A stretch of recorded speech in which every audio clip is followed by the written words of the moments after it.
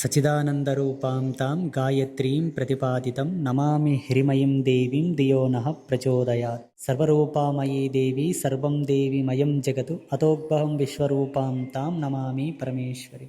శ్రీ అంబాత్రయ క్షేత్రము బిజ్వారు గ్రామమునందు జగదంబయే సాక్షిభూతంగా నిలబడి ఏర్పాటు చేసినటువంటి దివ్యధామం, ముక్తిధామం, ముక్తిక్షేత్రం.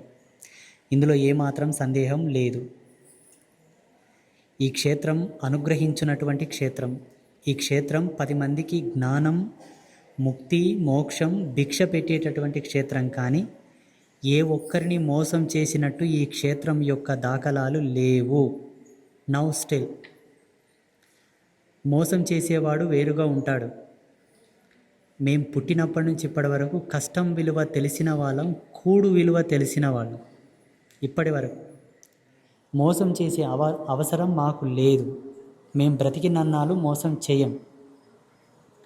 మొన్న మనము ఆలయంలో జరిగేటటువంటి నిర్మాణములను అక్కడ నిలబడి చూపెడుతూ ఒక వీడియో రిలీజ్ చేశాం కదా. ఆ వీడియో మీద ఒక 2 కామెంట్లు వచ్చాయి. ఏమని? నువ్వు కూడా అడుక్కోవడం మొదలు పెట్టావా? ఎవరు పెట్టారు? పర్వాలేదు. వాస్తవంగా సన్యాసి అడుక్కోవాల్సిందే. అది ఈ ధర్మం నాకు ఇచ్చినటువంటి హక్కు. అడుక్కోవడం తప్పు కాదు. నా విధానం ప్రకారంగా సన్యాసి అడుక్కొని చేస్తేనే ఆ సేవకు శోభ, అలంకారం, యశస్సు. అడుక్కోవడం తప్పు కాదు. సనాతన ధర్మంలో ఉండేటటువంటి వేద ప్రమాణ సాక్షిగా యతి, యోగి, సన్యాసి భిక్షతోనే చేయాలి ఏం చేసినా. ఆ విధానాన్ని అనుసరించి అయ్యా ఎవరైనా సాయం చేస్తే చేయండి అని అడిగాను. నేను కన్స్ట్రక్షన్ చేస్తున్న దాంట్లో నేనేమన్నా ఉంటానా? నా కోసం ఏమన్నా చేసుకుంటున్నానా? సరే, నా కోసం కూడా ఒక గది ఇస్తున్నారు అనుకోండి. దాంట్లో నా పెండ్లం పిల్లలతోనేమో కులుగుతానా? ఇల్లాలుని పెట్టుకొని ఇడుపుకు పొయ్యి పెట్టి ఏమన్నా ఉడకబెట్టుకొని తింటానా? పేయి మురికితోనేమన్నా బట్ట మారుస్తానా? ఇంత వల్గర్గా చెప్తున్నానంటే జాతి కళ్ళు తెరవాలి. ఎవరికి సాయం చేస్తున్నాము? సహాయం ఎవడు అడుగుతున్నాడు? ఎందుకు అడుగుతున్నాడు? మాయి కుంపటి దింపుతారా నా ఇంట్లో? సావు పాడలేపుతారా నా ఇంట్లో? రజస్వాల మైలాగా అడుగుతారా నా కడపల? ఎవరి కోసం సాయం అడుగుతున్నా నేను? మోటు భాషను ఎందుకోసం వాడతారు స్వామి అని చాలామంది అడిగారు నన్ను. ఎందుకు వాడకూడదు? ఈ టెక్నాలజీ జనరేషన్లో, ఈ కంప్యూటర్ కాలంలో, ఈ సైన్స్ అని పరిగెడుతున్న ఈ కాలంలో తీన్మార్ మల్లాలని ఎవరు పెట్టారు న్యూస్లో? మోటుగా ఏషం వేసుకొని గొంగడి కప్పుకొని ఎవరు చెప్తాడు వార్తలు? తీన్మార్ వార్తలు ఎవరు చెప్తారు? చంద్రవ్వ ముచ్చట్లు, గంగవ్వ ముచ్చట్లు ఇప్పుడు ఎవరు చెప్తున్నారు మోటుగా? ఎందుకు చెప్పాలి? ఎందుకంటే ట్రెండ్ చెప్తున్నారు లేదా? సావిత్రి ఎవరు? బిత్తిరి సతీ ఎవరు? వస్తున్నాయి లేదా వార్తలు? మళ్ళీ వాళ్ళు ఎందుకు మోటుగా వార్తలు చెప్తారు? నైస్గా టాయ్ టూ అని చెప్పొచ్చు కదా. మళ్ళీ వీళ్ళు చేస్తే ఆచారం, మేము చేస్తే ఇదా? చాలామంది అన్నారండి, మోటు భాష వాడకు స్వామి, మోటు మాటలు ఆడకు స్వామి అన్నారు. వైదికంగా వేద భాష, దేవత భాష మాట్లాడడానికి బయట చాలామంది ఉన్నారు. అవధానులు ఉన్నారు, సిద్ధాంతులు ఉన్నారు, బ్రాహ్మణులు, పీఠాధిపతులు ఎందరో ఉన్నారు. నాకు వైదిక భాష రాదు. నేనేమైనా వేదం నేర్చుకున్నానా? శాస్త్రం నేను మోటు, పుట్టింది మోటు, పెరిగింది మోటు, అంతా మోటు ఘాటుగానే వస్తాయి మాటలు. ఆలయంలో జరిగేటటువంటి నిర్మాణాల కోసం నేను అడిగిన మాట వాస్తవమే. అడిగిన వాడెవడు, ఎందుకు అడుగుతున్నాడో సోయి చేసుకోరు. సోయి అది చేసుకొని తర్వాత చేయండి. చూడండి, ఇంటి ముందలకి యతి వచ్చిండంటే, ఒక భిక్ష తీసుకోవడానికి ఒక భిక్షు వచ్చిండంటే ఆయన నువ్వు వేసే సద్దన్నం కోసం వచ్చిలేడు. నువ్వు వేసే పావల చితక కోసం వచ్చిలేడు. ఏదో సందర్భంలో నువ్వు పాపం చేసి ఉంటావు, చెయ్యరాని కర్మ చేసి ఉంటావు. నీ కర్మ అడుక్కోవడానికి వచ్చాడని సంతోషపడు. పో, ఏడగడుక్కొస్తావు? నీ కర్మ గడకరా చూస్తా. చేయి కంటిన మురికి కడుగుతావండి, సబ్బు పెట్టి ఫేర్ అండ్ లవ్లీ పెట్టి కడుగుతావు, జన్మ కంటిన మురికి కడకరా. అది పోవడానికి ఆస్కారం లేదు. ఈశ్వరుడే ఒక భిక్ష రూపం వేసుకొని వస్తాడు. ఈశ్వరుడు ఒక గోమాత రూపంలో వస్తాడు. నీ ఇంటి ముందలకు ఇంత బియ్యమో, ఇంత బెల్లమో, ఇంత పండు పెట్టమని, రాత్రి చేసుకుని ఇంత చపాతి పెట్టమని వస్తాడు. ఒక యతి రూపంలో వస్తాడు. అప్పుడు అనుకున్నలే, ఏదో పడింది నా ఈపులా, దీన్ని వేస్తే పోతుందని నా ఇంటి ముందరకు వచ్చిండు దేవుడని. అదొక వంతు. సమాజంలో యతి ధర్మాన్ని అనుసరించి మన ధర్మంలో అతిథికి ఇచ్చేటటువంటి మర్యాదకు ఉండేటటువంటి విలువలు. అటువంటిది నిట్ట నిలువుల 6 అడుగుల నిదర్శనం. 6 అడుగులు ఉన్నానా 7 అడుగులు ఉన్నా నేను?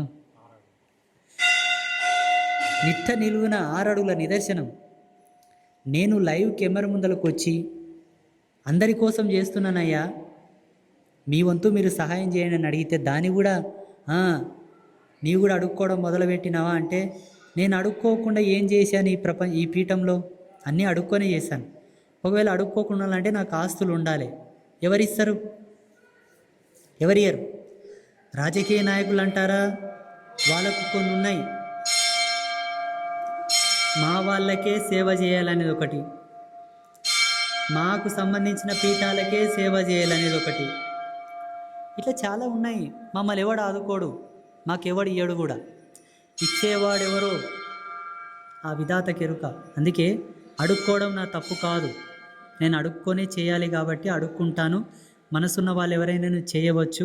ఇంకొకటి, కిచెన్ ఏర్పాటు చేసేది ఇక్కడ భోజనాలకు ఎంత ఇబ్బంది అవుతుందో వచ్చిన భక్తులకు తెలుసు. అది అవసరం, భక్తులు వస్తున్నారు, అవసరం. కళ్యాణ మంటపం ఎందుకు నిర్మాణం చేస్తున్నామో భవిష్యత్తులో మీకే తెలుస్తుంది. కళ్యాణ మంటపం అవసరం ఎంతుంది, ఎందుకోసం స్వామి ఇది చేపట్టాడు. చిన్న చిన్న ఇండ్ల ముందర ఫంక్షన్లు చేసుకోవడానికి స్థలాలు లేని వాళ్ళు, ఫంక్షన్ హాల్లకు వాళ్ళు డబ్బులు చెల్లించుకోవడానికి స్తోమత లేని వాళ్ళ కోసం ఈ కళ్యాణ మంటప నిర్మాణం చేయిస్తున్నాను ఉచితంగా.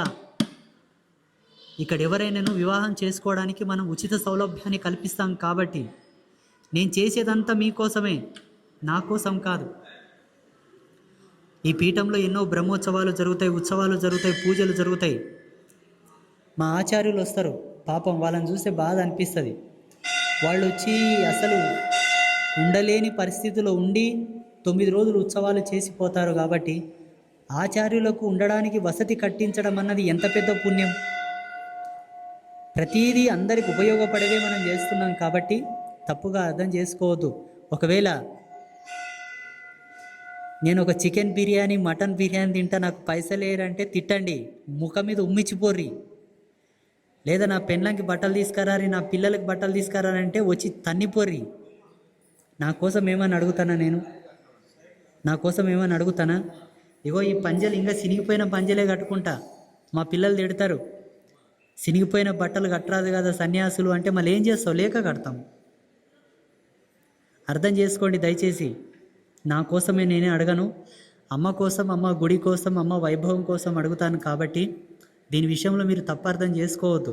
ఇంకా ప్రతి ఒక్కరూ పురమాయించాలి, ఒరేయ్ ఆ స్వామి చిన్న వయసు చిన్న ఉంటాడు, ప్రతిదీ ధర్మ సూక్ష్మాన్ని కలుపుకొని చెప్తాడు. ఆయనకు సాయం చేయండి రా, ఈ జాతి నిలబడుతుంది, మన ధర్మం నిలబడుతుంది.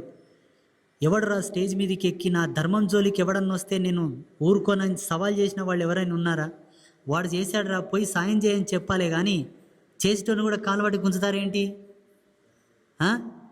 ఈ దేశ సంపద, మన ధర్మం సంపద, మన గుళ్ళ సొమ్ము పాకిస్తాన్కి కట్టబెట్టిండ్రు కొంతమంది మహనీయులు, బంగ్లాదేశ్కి పంపించిండ్రు కోట్లు కోట్లు.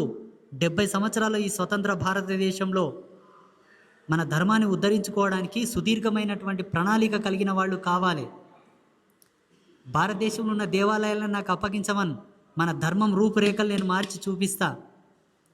ప్రతి హిందూ మహిళ 7 వారాల నగలు వేసుకునికే చేస్తాను నేను. 7 వారాల నగలు, పాపిడి బిళ్ళతో మొదలుకొని సికా చూడమని వరకు నేను ఇస్తా. అంత సొమ్ముంది మన దేవాలయాలుల్లా, అంత డబ్బుంది మన దేవుళ్ళతోటి.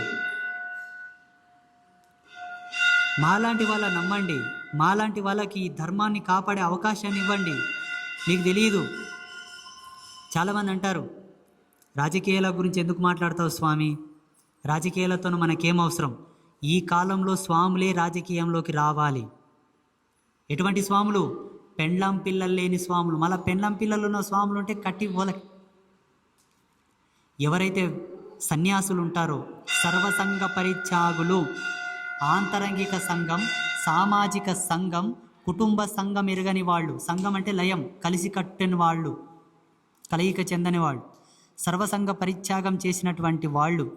ఉదాహరణకు చెప్పాలంటే ఉత్తరప్రదేశ్ ముఖ్యమంత్రి యోగి ఆదిత్యనాథ్ లాంటి వాళ్ళే ఈ దేశానికి, ఈ ధర్మానికి అవసరం. అన్ని పార్టీలలో రావాలి. కాంగ్రెస్ నుంచి ఒక యోగి రావాలి, బీజేపీ నుంచి రావాలి, బీఆర్ఎస్ నుంచి రావాలి, తెలుగుదేశం పార్టీ నుంచి రావాలి. అన్ని పార్టీలలో సన్యాసులే నిలబడితే భరతమాత గర్వంగా చెప్తుంది ఇంకా ఈ దేశంలో ఉండేటటువంటి స్వతంత్రత అది. తప్ప ఇప్పటికి మనం బానిసత్వంలో ఉన్నాం, మీకు తెలియదు. స్వతంత్ర భారతదేశం కాదు ఇది, ఇంకా 50-50 భారతదేశం. ఏమో గత్యంతరం లేక సెల్యూట్ కొడతాం ఆ జాతీయ ఎజెండాకి. సర్వే చేయమని భారతదేశంలో ఉండేటటువంటి దేవాలయాల నుంచి సంవత్సరానికి ఎంత ఆదాయం వస్తుంది, ఎక్కడ పోతుందో సర్వే చేయమని. ఎవరికి ఖర్చు పెడుతున్నారు? అది మా ప్రణాళికలు ఇవి. కాబట్టి మాలాంటి వాళ్ళు ఏమి చెప్పినా వినండి, మాలాంటి వాళ్ళు ఏం చెప్పినది చేయండి, మాలాంటి వాళ్ళు ఏమి అడిగినా సహాయం చేయండి.